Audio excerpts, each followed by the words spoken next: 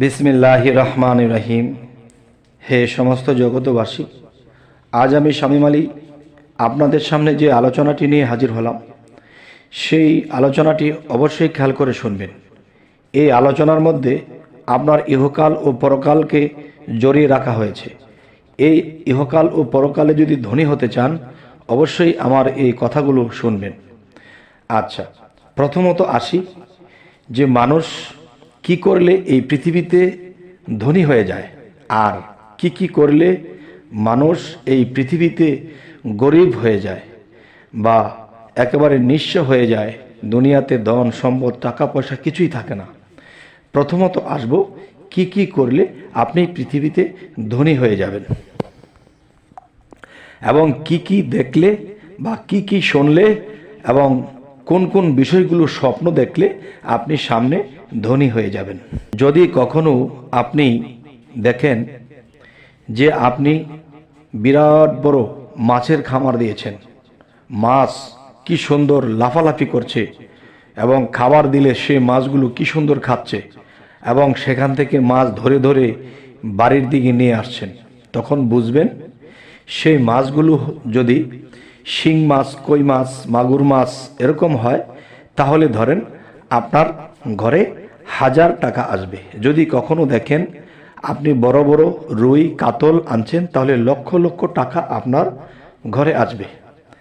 আচ্ছা, এরপর আমি বলবো যে এই স্বপ্ন তো সবাই দেখে না, তবে যারা শ্রম দেয়, খাটাখাটনি করে এবং একটা কিছু করার জন্য সে সুন্দর সুবুদ্ধি নিয়ে নামে, অবশ্যই তাকে আল্লাহ সাহায্য করে, তখন দুনিয়াতে তার উন্নতি হয় এবং সেই উন্নতিটি যে হক হালালভাবেই হয়, যেভাবে হলে আল্লাহর পছন্দ। যাই হোক, এ হলো একটা বিষয়। আরেকটা বিষয় হলো, দেখুন যে যদি কেউ চায় যে আমি যাই কিছু করব এর পাশাপাশি যেন আল্লাহ আমাকে সাহায্য করে ধনী হইতে, তখন ধনী হইতে যখন আপনাকে আল্লাহ সাহায্য করবে, তাহলে আল্লাহর যে ধনী হওয়ার জন্য যেই নাম আছে, আল্লাহর যে 99 নাম আল্লাহ রেখেছে, এখান থেকে একটি নাম অবশ্যই আপনারা, দেখা গেছে সকালে ঘুম থেকে ওঠার পরে যদি আল্লাহর ইবাদত করেন, তখন সরাসরি আল্লাহকে একটি সিজদা দিবেন। সিজদার থেকে উঠে তখন কি করবেন যে 126 বার ইয়া মুন এম, আল্লাহর 99 এই একটি নাম। তাহলে এই নামের গুণে কি হয় যে আল্লাহ কি বলেছে, আমার এই নামের গুণে আমি তোমাদেরকে অর্থ সম্পদ দান করে থাকি। আচ্ছা, শুধু এই নাম পড়লে হবে না, দুনিয়াবি যে কোনো একটা কিছু শ্রম দিতে হবে আপনাকে, হক হালালি বজায় রেখে। আচ্ছা, তাহলে এটা যখন আপনি কিছুদিন করবেন, তখন আপনি এই ধরনের স্বপ্নগুলো আসবে। যেই ধরনের স্বপ্নের কথাগুলো বলবো, এই স্বপ্নগুলো যদি আপনি দেখেন এই আমলগুলো করার পরে, তাহলে আপনি নিশ্চিত 100 ভাগ আপনি ধনী হয়ে যাবেন, অর্থ সম্পদ হয়ে যাবে।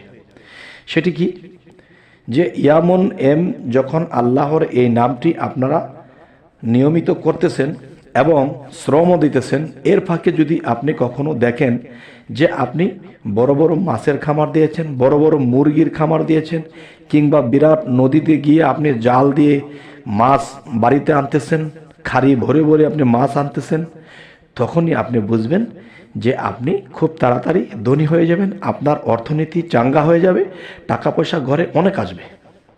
আচ্ছা, এই কথাগুলো কিন্তু আমার বানানো কথা নয়, এই কথাগুলো কিন্তু আল্লাহর 99 নামের মধ্যে যে কিছু কিছু নাম, সেই নামগুলো আপনি পাঠ করলে এবং সেই মতো চললে অবশ্যই আপনার ঘরে অর্থনীতি আসবে।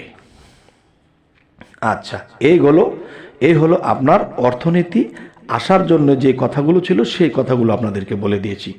এখন যে কথাগুলো বলবো, যে আপনার জীবনে যদি সম্পদ হয়ে থাকে আর সেগুলো যখন আপনি হারিয়ে ফেলবেন, যেই সম্পদগুলো আপনার নষ্ট হয়ে যাবে, তখন সেই সম্পদ নষ্ট হওয়ার আগে কি লক্ষণ আসবে, কি স্বপ্ন আসবে, সেগুলো আপনাদেরকে বলবো ইনশাল্লাহ।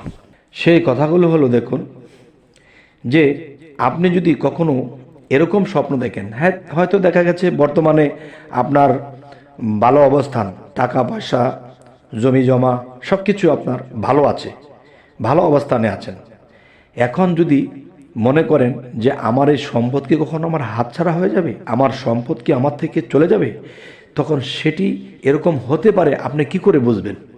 তাহলে সতর্ক হইবার জন্যে যেই কথাগুলো, সেটি দেখুন। আপনি যদি কখনো দেখেন যে একটা মুরগির ফার্ম বা একটা মাছের খামার বা একটা গরুর খামার, এই খামারের দিকে আপনি নিজেই বলতেছেন ইমুকে এত সুন্দর খামার করেছে, এত সুন্দর করে করেছে, ইস রে, এটা স্বপ্নে দেখতেছেন, আপনি বলতেছেন। তখন ঘুম থেকে জেগে আপনি ভাববেন যে আপনি যাকে বলতেছেন সে তো অন্য কেউ না, সে আপনার নিজেরটাই আপনি নিজে বলতেছেন। যে তখন আপনার এই দৃশ্য দেখলে তখন এই সম্পদ আপনার থেকে কমে যাবে। আচ্ছা, আবার যদি কখনো দেখতে পান যে আপনি মাছ ধরতেছেন, মাছ ধরে ধরে আপনি অন্য কাউকে দিয়ে দিতেছেন, তাও বুঝবেন যে অর্থনীতি আপনার হাত থেকে চলে যাচ্ছে।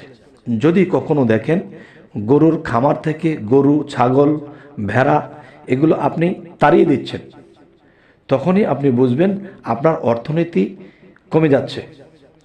আচ্ছা, যদি কখনো দেখেন যে আপনি এই ড্রেনের ময়লা শরীরে মাখছেন, তখন ভাববেন যে আমি ঋণগ্রস্ত হয়ে যাব পৃথিবীতে, কারণ শরীরের মধ্যে দুর্গন্ধ লাগতেছে। তার মানে মানুষের কাছে যখন আপনি ঋণী হয়ে যাবেন, তখন মানুষ কিন্তু আপনাকে বকাঝকা করবে, আপনাকে ঘৃণা করবে, আপনাকে সিসি দেবে, আপনাকে দূর দূর করবে। আর তখনই বুঝতে হবে যে আমি যেহেতু ময়লা নিয়ে শরীরে মাখতেছি, তা অবশ্যই আমি ঋণগ্রস্ত হয়ে যাচ্ছি এবং মানুষ আমাকে এই অপদস্থ করবে। আচ্ছা, তাহলে আজকের যে আলোচনাটি করা হলো কি, যে কি কি করলে, কি কি দেখলে, কোন কোন স্বপ্ন দেখলে আপনি ধনী হয়ে যাবেন, এবং কি কি কর্ম এবং কি কি জপলে আপনি ধনী হবেন, এই সাইডটি আজকে এখন বলা হলো। এরপরে বললাম কি, যে কোন কোন জিনিস দেখলে, কি কি করলে আপনার সম্পদ আপনার থেকে হারিয়ে যাবে। তো এই কথাগুলো আজকে কেন বলার প্রয়োজন মনে করলাম, যে দেখেন মানুষ অনেক কিছু আশা করে একটা, তার বাসা ভেঙে যায়। আশা করে একটা কিছু ধরে, সেটা নষ্ট হয়ে যায়।